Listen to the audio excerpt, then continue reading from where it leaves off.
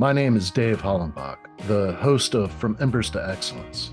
My goal is to explore the many facets of leadership from the perspectives of some amazing people. In addition to leadership, I like to discuss mental health, PTSD, and overcoming adversity. If you have a favorite episode, I would love to hear about it. Message me through social media or my website, and I will share some free tools to help you achieve your goals. Please like, subscribe, and leave a review. If you haven't purchased your copy of my book, Fireproof, please grab a copy today. Thanks for listening.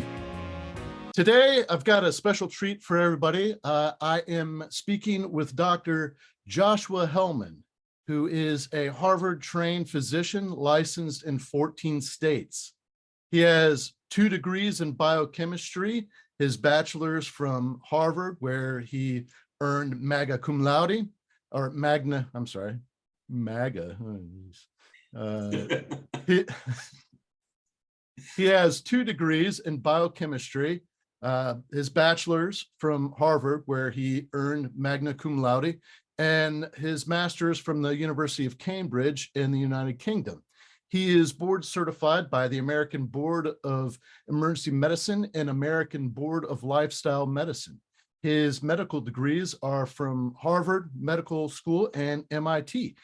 He is the former medical director of Hippocrates Health Institute, was on the True North Health Center research team, and was affiliated with Spinagle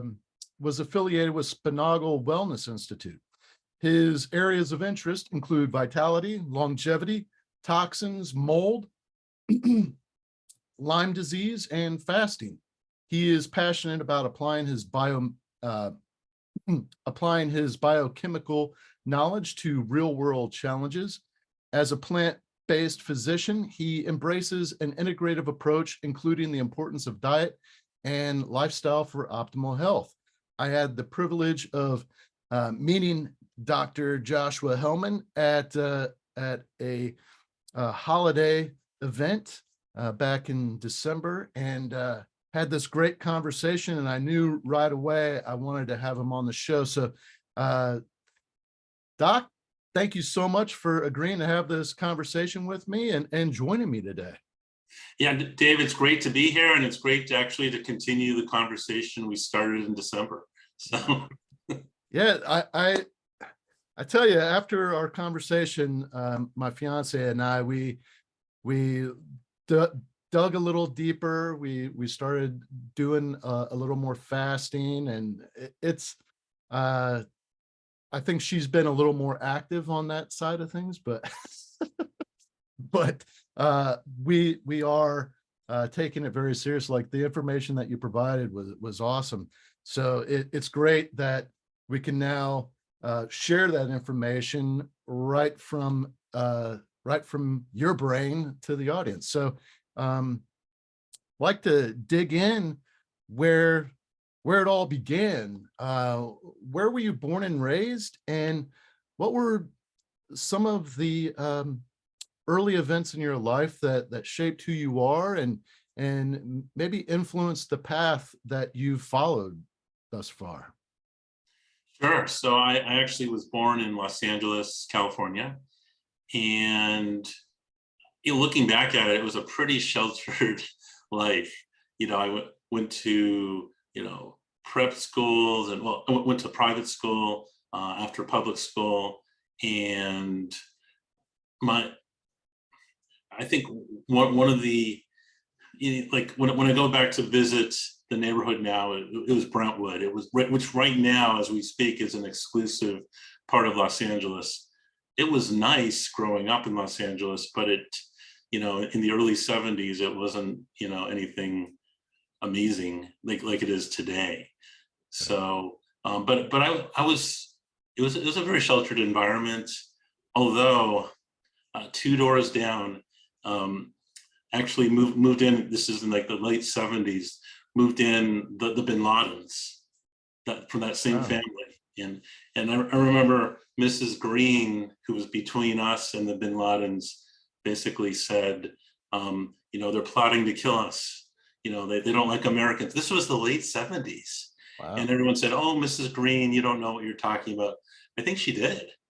But I mean, apart from that little, um, it was a fairly sheltered environment, except for my dad as a physician, a gastroenterologist.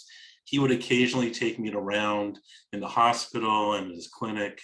So from an early age, I was exposed to the um, how food can affect what you're eating. I'll never forget. There was a patient who was having gastric ulcers, stomach pain, and I never forget. My dad was like, "Well, tell me what you're eating," and he said salami, and drinking lots of beer. And I remember he said, like, you have to cut that out because that's causing your ulcers. So I remember from a very early age, kind of a window to things that people do can affect their health. Clearly, your father influenced your education, and you chose to uh, go to medical school, and you followed that path, and uh, you've practiced um, all over the country, correct? Right. I'm licensed in 14 states. I've worked in emergency rooms all over. And then in the last dozen years, I've worked at wellness centers like Hippocrates, which is a raw vegan retreat. I worked in a fasting center for a couple of years in Northern California, True North. And then with Spinagle Wellness, I worked for 2 years nonstop, but it was really like 6 years off and on. So I mean, I've seen this all in action, and it's been for me an amazing journey, and I'm glad that we're doing this and we're having this conversation today, because I want to share these ideas with as many people as possible. Because my 2 degrees in biochemistry, I'll just level with you. I started off as a complete nerd. I started off, taking these intense physics courses, theoretical physics courses, my freshman year at Harvard. And I remember like enjoying all the abstract math and everything like that. But I was like, but I want to work with people. And the only people you would see in theoretical physics were other physicists you would talk to maybe about your theories. So that's why I transitioned to medicine, and also to be upfront, I was studying this basic biochemistry as a teenager. I remember 17 years old, with a Stryer, in these biochemistry textbooks, just, basically breathing this in. To me, it's a language. It's a language of life. And what has been remarkable to me is, sure, have there been advances in the last 30, 40 years in biochemistry? There have. But a lot of the basic pathways and the way things work haven't changed. We've just filled in some of the gaps. It's interesting. This show is a lot about how we practice effective self-leadership, and we talk about mental health and these 3 pillars of leadership, of wellness, of a good life, and it's mind, body, spirit. And without any one of those, the other 2 suffer. And what we're talking about with you is that body aspect that really is the foundation of a healthy mind and spirit. And I just well, I mean, I guess there's people that will argue different aspects of that, but I say it's the body. It's the foundation. But I'm wondering if there was any particular event or chain of events that really led you to shift from the emergency room or traditional medicine to like that health and wellness retreat, and doing those retreats and all that stuff. Sure. So what shifted me was a personal problem. I was overweight. I was, over 200 pounds, and had high blood pressure. And I was trying to do everything that traditional medicine had taught me to reduce my blood pressure, and none of it was working. And so frankly, it was out of frustration, and understand that this is kind of humbling, because not only did I study these things, I've got 2 degrees in biochemistry. I've got, I went to, Harvard, MIT, I've had some amazing training, and yet I couldn't figure out how to fix my own problems. So that's, And did somebody just say, "Hey, have you tried this retreat, this vegan retreat?" And you were like, "Nah, I guess I'll give it a shot." Yeah, no, I was skeptical. Sure, a few people said, you should look at this, but I also knew from some of the basic science. I remember back to the Framingham heart studies that had been done, back, starting, I guess, in the 50s and 60s and 70s, that the people who who were not overweight happened to be the ones who were eating mainly plants. So yes, there was some basic science behind it, but truth be told, even when presented with this information, I was addicted. I was addicted to fatty foods. I was like, great, that's great information, but what's the least thing I can do to get better, right? Because sure, you just put a blueprint up for like the ideal, but I don't care about ideal. It's like, this is me. This is my identity. This is who I am. What I eat. What's the minimum? So literally, it took me, every year I would, cut out meat one year and then cut out fish the next year. So it took me many, many years to figure this out. And frankly, I feel like I'm still not with what I'm eating, but with other things, I'm still trying to get better.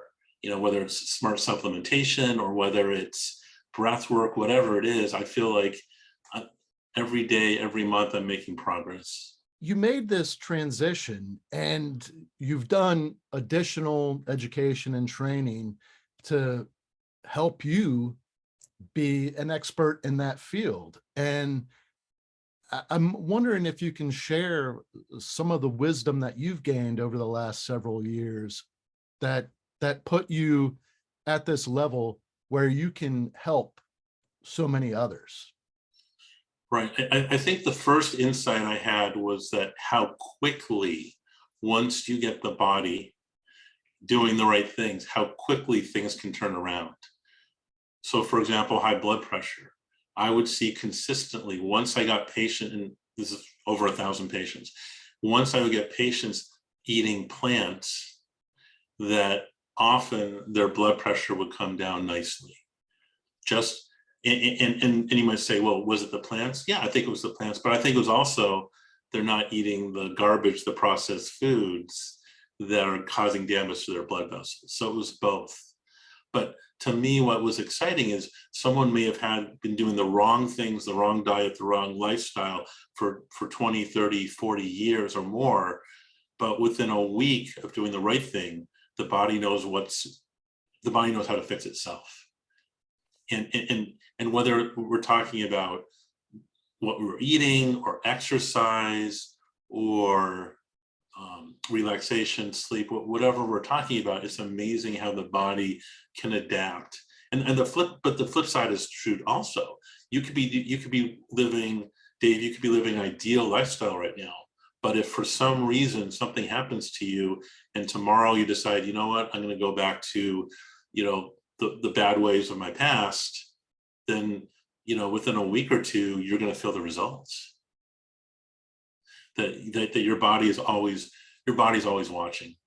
Yeah.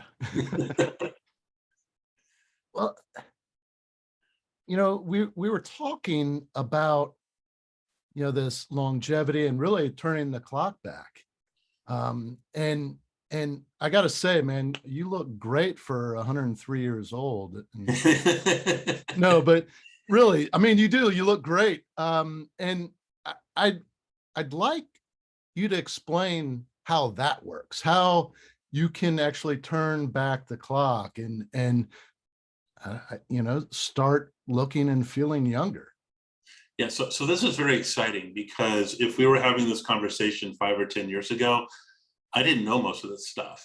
This was just theory. It was theoretical that you could reverse the biologic clock in animals, including people. So there were some hints about it, 10, 20 years ago when they would put animals or people on extremely low calorie diets that it would prolong their life. Right.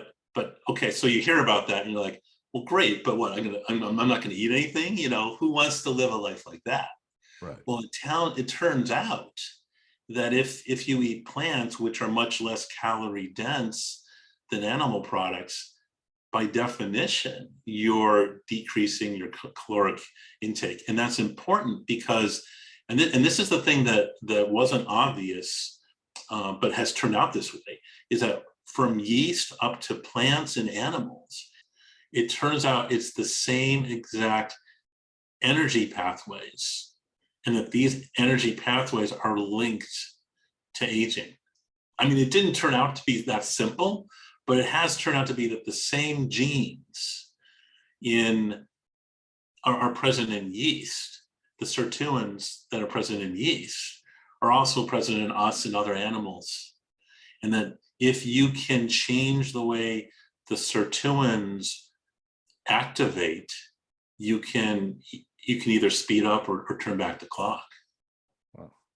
And it's not just the sirtuins. You've got the AMPK pathway and the mTOR pathway. And I understand you're not a biochemist, but the cool thing is you can look up those three pathways, and those three pathways you can hack. You can do things to change. For example, you can exercise, which will turn back the aging. You can take supplements like nitric oxide and NMN or NAD plus that will turn back the clock.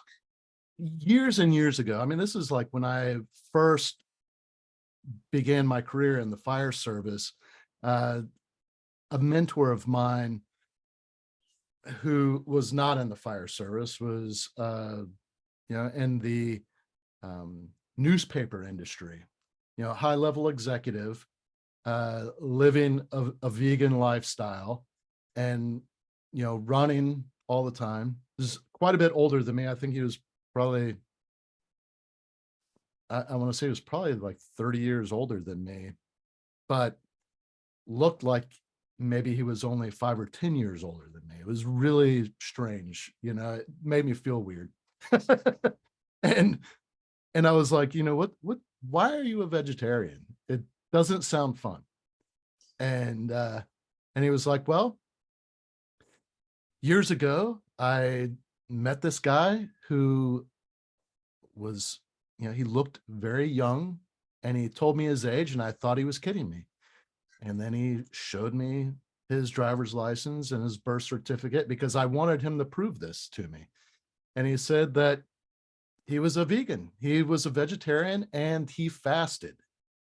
And he was like, and I looked it up, and there's science behind it that, if you fast and you eat plant matter, you eat a plant-based diet, you'll live a lot longer than the average American who is a high calorie, high fat diet. A lot of times with alcohol, he's like, it was hard for me to give up drinking. He was like, but I did. And, I might have a glass of wine here and there, but for the most part, it's all of these things together. And I know that I'll probably live longer than you. And I was like, all right, fair enough. and I just thought, well, okay. And like you said, my mind was, who wants to live that kind of life? I want to enjoy my life. And I think that's a lot of people's mindset. I want to enjoy fine wine and, the fatty steak and all that. But when we reach a certain age and all of that living starts to affect our body and how we feel, and if we can put it into perspective, I think that with that knowledge, you may come some regrets when you're having heart attacks or experiencing gastro issues. And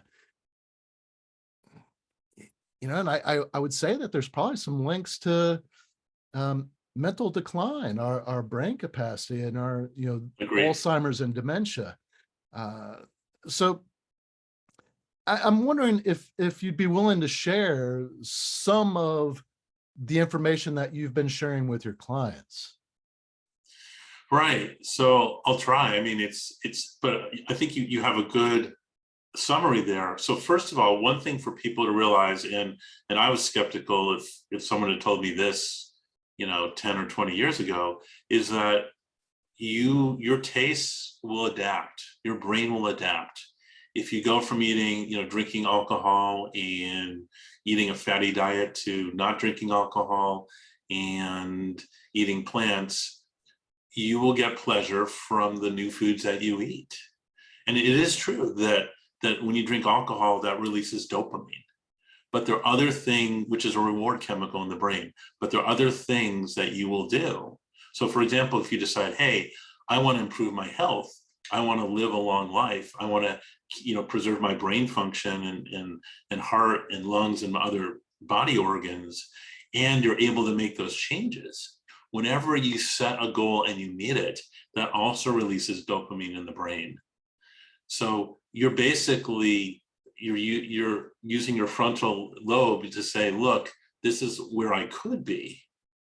And let's just face facts. The average American is overweight or obese and is addicted to a Western lifestyle of eating the wrong foods, high calorie dense foods, processed foods, not exercising, high stress.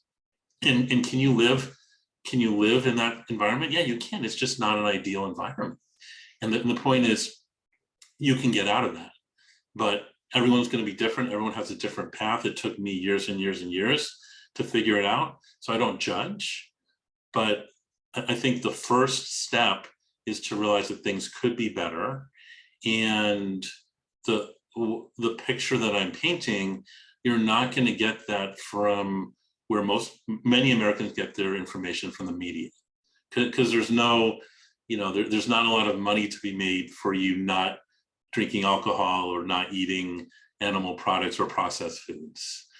A lot of the audience, it's, veterans, active duty military, first responders, law enforcement, firefighters, macho kind of careers. And when you look at like the stereotypical vegan, you're thinking very slim, maybe a little bit meek, very peaceful. And when you take a macho kind of person and they're like, well, that's not, I need to be like killer, I need to be, jacked and ready to spring into action. And I need that meat to fuel this machine, what I feel like that's misinformation.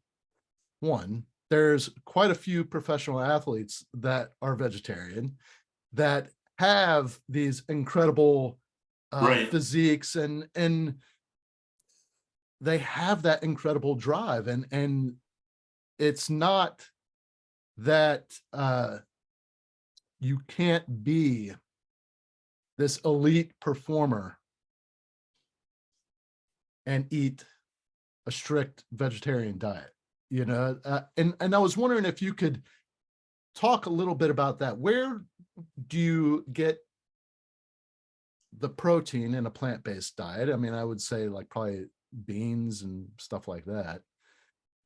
Tofu. Am I? Sure, but here's another way to look at it. Is if you're eating plants are alive. By definition, for something to be alive, it needs protein. So if you're eating whole plants or minimally processed plants, you're getting protein. The average American is not protein deficient. And I know that, having looked at their blood tests. And we're talking about today. 100 years ago, it was different. We're talking about in Western societies like ours today, the average American is not protein deficient, with the exception of, a few people who've had bowel surgery where they can't absorb, or if they have mold toxicity and their mold toxins preventing absorption, but that's extremely rare. So number one, the protein deficiency is not an issue. Well, the issue in today's society is fiber. We're designed to get 100 to 150 grams of fiber in our diet today. The average American gets between 15 and 30 grams of fiber. So that's number one. Number two, the whole thought of, oh, I have to eat meat to be an elite athlete. No, I mean, look, watch the movie The Game Changers. I mean, there you'll see many different elite athletes who just eat plants.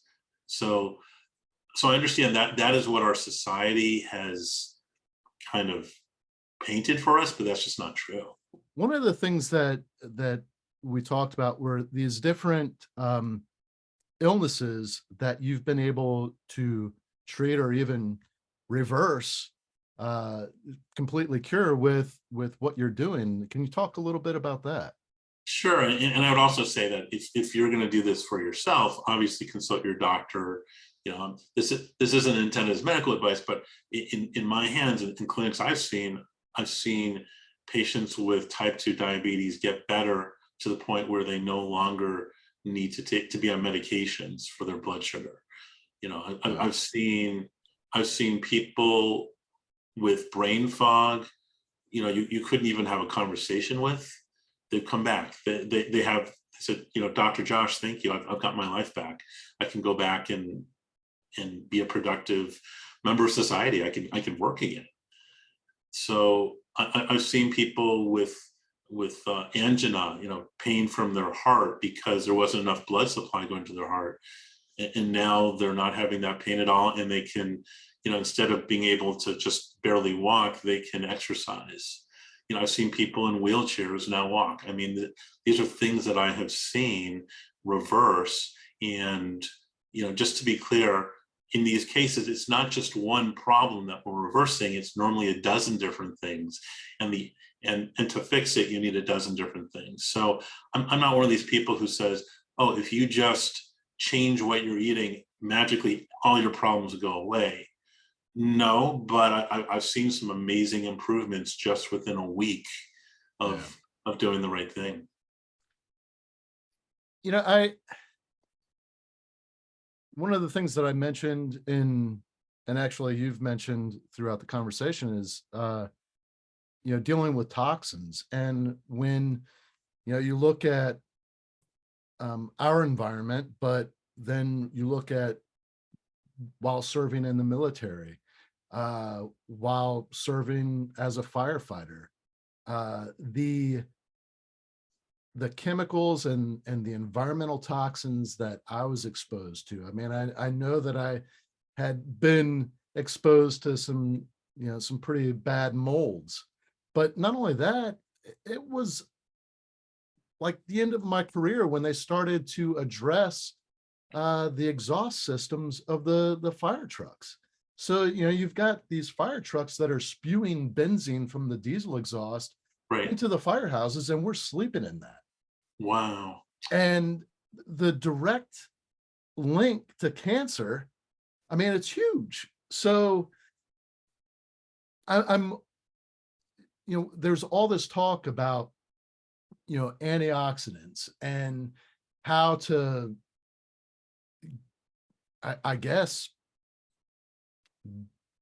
treat our bodies uh, with, you know, plant-based matter and, you know, is it nutrient dense vegetables um, that will serve as antioxidants to help our body shed these harmful chemicals. Can you talk a little bit about the biochemistry behind that? Sure. I mean, we could literally spend days and weeks on this topic, but just in general, as you mentioned, benzene, you know, in the military and firefighters will use these foams that have forever chemicals, these PFAS chemicals that we know hurt basic metabolism. They're fatty toxins that can stay in your body for 10, 20, 30 years at a time and wreak havoc. And I think that's one reason why the obesity rates, you know, have tripled in the last 30, 40 years, is we're exposed to a lot of these chemicals. And, you know, being in the military or first responder, you're being around burn pits, you're even higher levels of these toxins. But the key information with these toxins, the reason that these toxins wreak havoc is they speed up metabolism and cause aging. So by being exposed to all these chemicals, your biologic age progressed. And that can reflect itself in cancer and heart disease and dementia, brain problems. But the underlying concept here is these toxins are toxic because they speed up aging. We've covered a lot of ground here.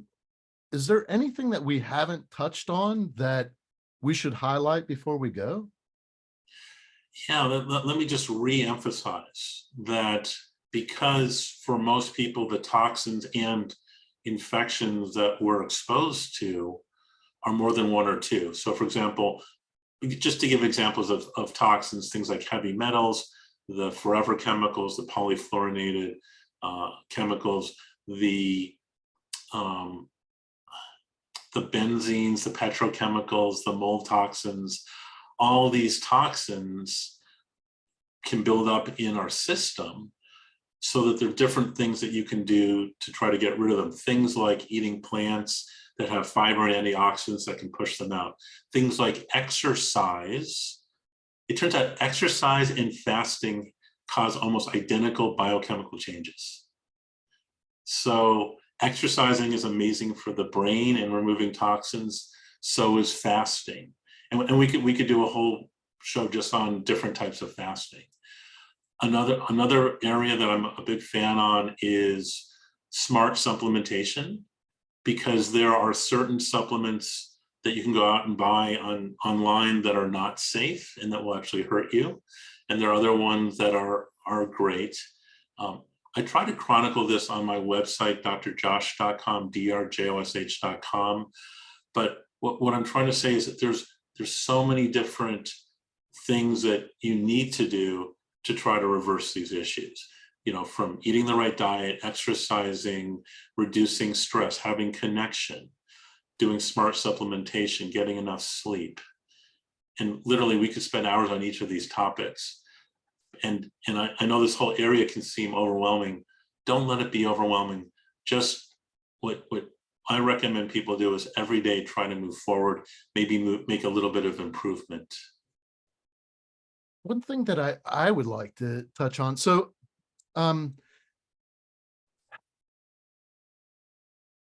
there is a new report out. I am actually going to publish an episode where I highlight this, but this is a study that was done over the course of several years. It was done by America's Warrior Partnership, and they had contracted with the University of Alabama and Duke University to analyze state-provided death data, and they coordinated with the DoD. And this is directly related to the 22 movement. And I don't know if you're aware of, if you're familiar with that. But what I'm speaking of is the statistic of 22 veterans commit suicide every day. Wow. And it's linked to PTSD. And right. What this study found is that number is grossly grossly underestimated. Right. And when they looked at all these different areas, they found that it's close to twice as many per day. And that's just a horribly sad number. And when you look at PTSD and the effects of stress, and when we talk about PTSD and you look at how our bodies respond and the chemicals that we release when exposed to stress, I mean, it's a natural response to horrible situations. But those stress hormones and everything that's released increase these toxins in our blood. And we all know, I mean, anybody that's gone to the doctor and they talk about the importance of sleep and exercise and diet and all this stuff, but when you're struggling, you you tend not to sleep, you struggle with that, and you want the easy fix, which is drugs. And those have their own negative impacts. But when we can address at the root of everything, our body's natural ability to, I don't know, deal with those stress hormones, it gives you a better fighting chance to push back against those demons, I think. Yeah, no, I agree with you, Dave. And some of my, first of all, it's that number, whatever the right number is not acceptable. We need to fix it. And I can tell you, having taken care of patients like the ones that you described who go on to kill themselves, many of them have specific brain pathology that we could see on PET scans with neuroquant imaging. We can locate within different parts of their brain toxins, parasites, infections that are specifically causing excess inflammation in the brain, because often depression goes along with excess inflammation. And I don't think that you're going to find a magic drug to fix that. You have to go after the root cause. So unfortunately, whether you're getting exposed to these toxins, through burn pits, whether you're getting exposed to Bartonella and parasites by being in Afghanistan and other, tropical, exotic places around the world, you have to go after the root cause. And what I was taught at Harvard Medical School was that before you can diagnose someone with depression or any other psychiatric disease, you are required to rule out underlying medical explanation. So you can't call someone manic unless you first check their thyroid test to make sure that they're not hyperthyroid. And so this was a basic information that was taught to me as a medical student. I don't think we're doing this with, the examples you're giving from the military or in general. People with depression, I don't see a huge workup. I don't see PET scans or testing for parasites and other toxins being done.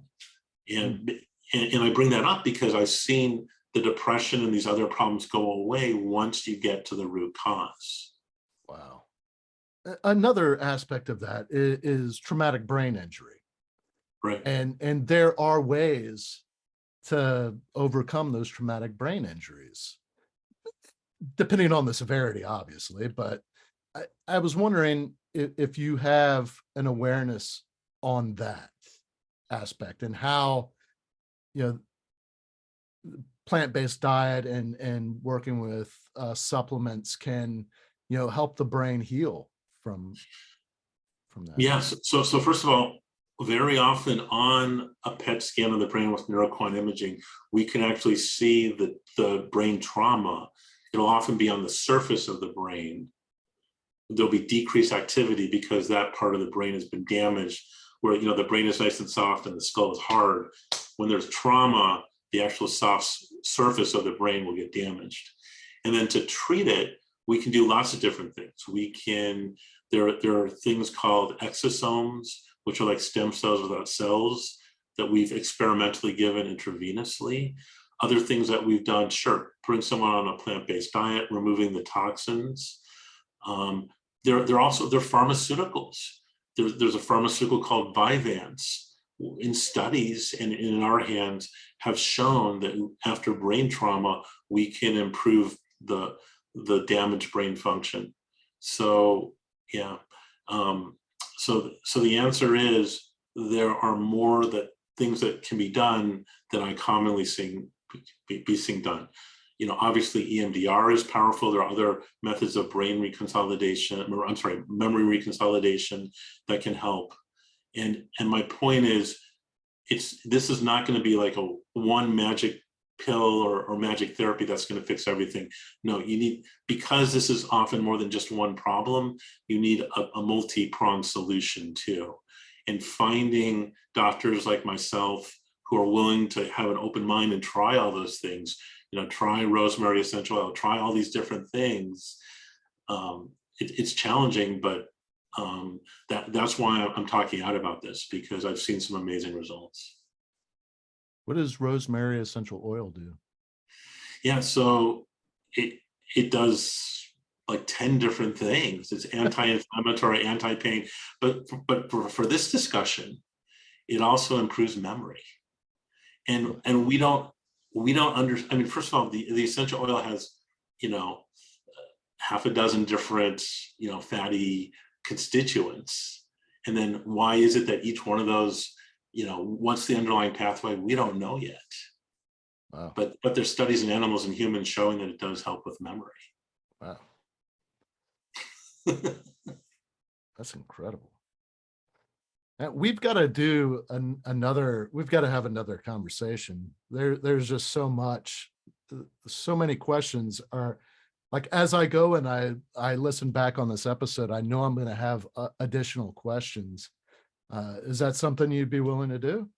Sure, I'd welcome it. And yeah, and also if your listeners have questions too, I love making things interactive, and yeah. All right. And for those listening that would like to get in touch with you, maybe have you come talk to their organization, and just, I don't know, if they want to connect with you on social media, what's the best way for people to connect with you? I would say through my website, which is drjosh.com, drjosh.com. And my email is drjosh, drjosh, at drjosh.com. So drjosh at drjosh.com. Yeah. All right. Made it simple. Yeah. All right. Well, Dr. Josh, thank you so much for taking this time with me. And I really appreciate you sharing so much wisdom with us. And I look forward to a future conversation. Great. And Dave, thanks for helping me start off 2023. And yeah, this has been great.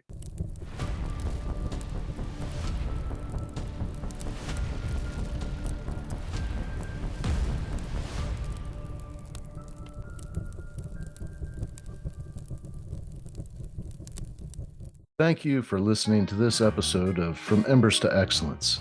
Please visit hollenbachleadership.com for additional content, and don't forget to like, subscribe, and leave a review.